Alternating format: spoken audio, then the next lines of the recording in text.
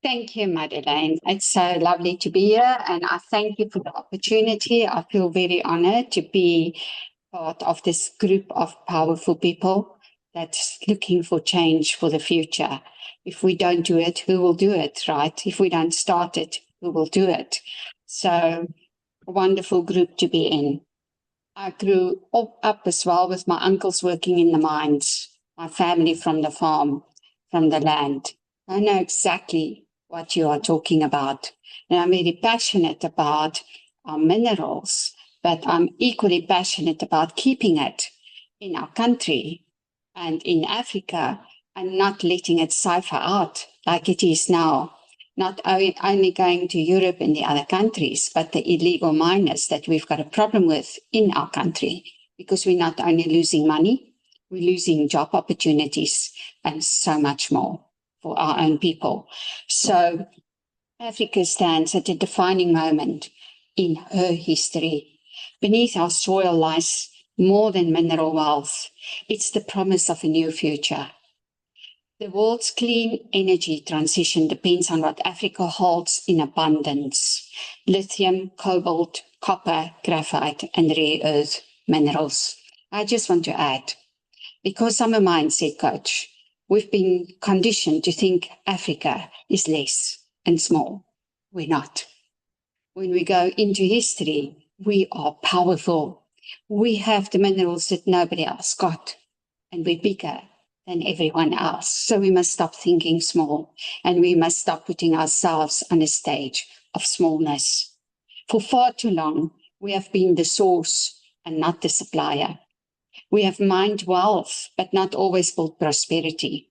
Our minerals have traveled far, while too many of our people have remained in poverty.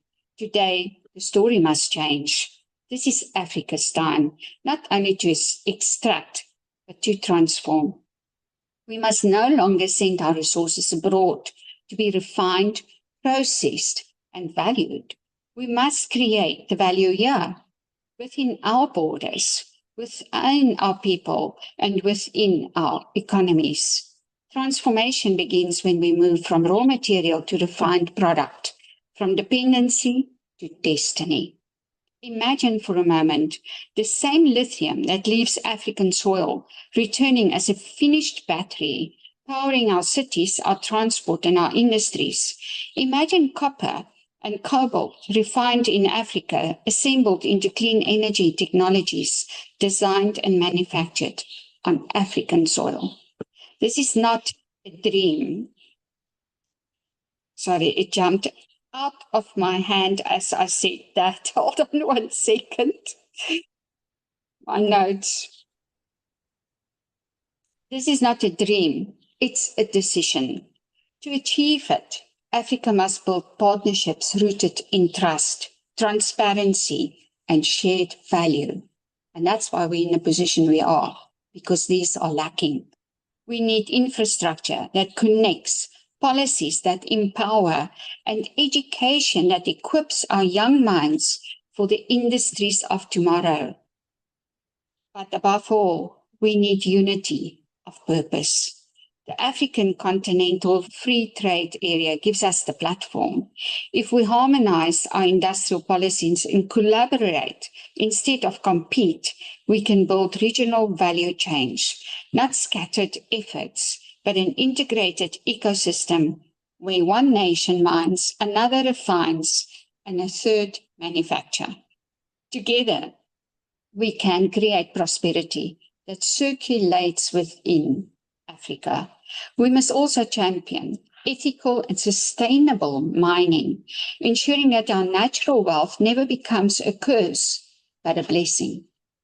Communities must benefit, the environment must be protected, and the women and youth must be at the center of opportunity, not at the margins of it. To our global partners, Africa seeks not charity, but collaboration. We welcome investment, but we invite partnership.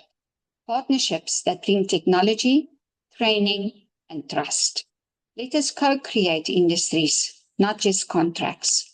Let us build energy corridors, innovation hubs, and research alliances that will make Africa the heart of the world's clean energy future. The time has come for Africa to move from extraction to transformation, from being a supplier of resources to a source of innovation. When we refine our minerals at home, we refine our future and the future of our children. When we invest in our people, we invest in global stability, because I believe, as a spiritual teacher, Africa is the spiritual hub, the foundation of the world. What happens in Africa carries through, right through the world. That's why they suppress us, because our power is beyond power.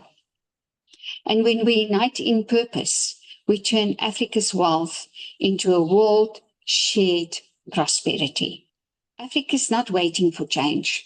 Africa is becoming the change.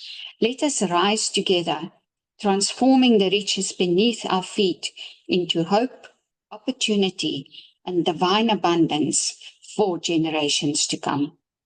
Thank you.